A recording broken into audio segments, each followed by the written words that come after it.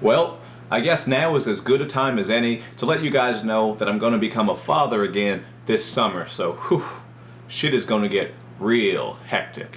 What's up everybody? It's Luke James, not the singer. If you're an indie artist looking for an album review and some promo, you can hit up Luke at redmattersite.com. And what I have for you boys and girls today is just a quick review for Chris Brown's new album, Royalty. And the reason it's going to be quick is because I don't have a whole lot to say here. Chris is just not doing a whole lot to raise the bar when it comes to pop and R&B, which is kind of strange to me because this is a guy who's often listed at the top when it comes to pop and R&B.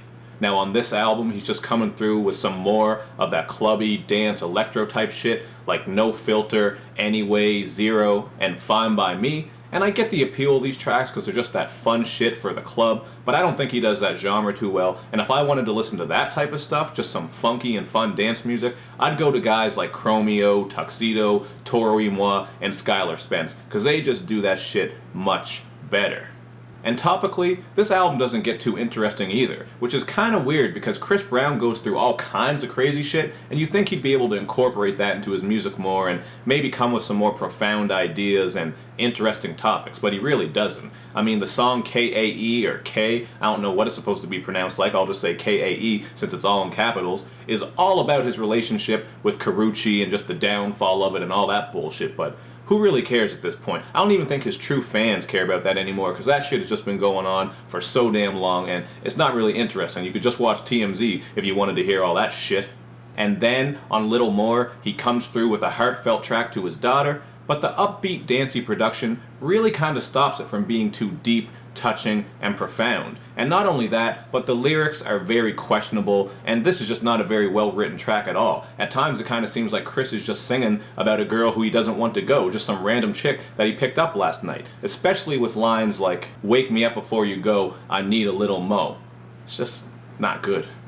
But one of the tracks that I do like on here is Picture Me Rollin', and the reason I like this one is because of the dope G-Funk production from Dream Forever. As far as the content, Chris is just singing about rolling shit up, hitting the west side, etc., while also borrowing from Nate Dogg's flow on Regulate, so there's nothing here that's too amazing or different, but the shit just sounds good and you could definitely turn this up while driving around on a sunny day.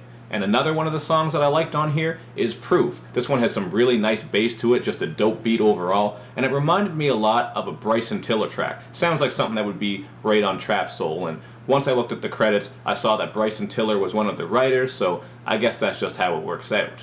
And I'll wrap up another couple of tracks here, just to be thorough. The song Wrist is alright for what it is, just a trap-style banger about icy wrists. Liquor is a decent track because it has some nice bubbly bass on the production, and it has Chris singing about how all he wants to do is drink and fuck. And the song Nobody borrows from Keith Sweat's track Nobody, and has Breezy singing about how nobody can fuck you like him. So as you can see, the content here doesn't get too crazy and interesting, but the vocals are fine, and I like the production on these tracks and some of the other tracks on this album as well, so that's definitely worth a couple of points. But in the end, I'll give this one a 2.5 out of 5 because there's nothing overly great here, but there are a couple of cool R&B jams to vibe with. It's just that overall, I thought this album came across as kind of aimless, directionless, and lacking in cohesion. It seems like an album that was just forced and thrown together, or maybe even like a mixtape just because of all the different sounds that are thrown together. But that's just what I thought about this one. Check it out for yourself and hit me up in the comments section to let me know what you guys think. And make sure you do all that good YouTube and social media stuff, man. Where you like my videos, you share them, you follow me on Twitter, you retweet the videos, and you especially subscribe to my channel. Thank you for watching, everybody. I'll see you next time.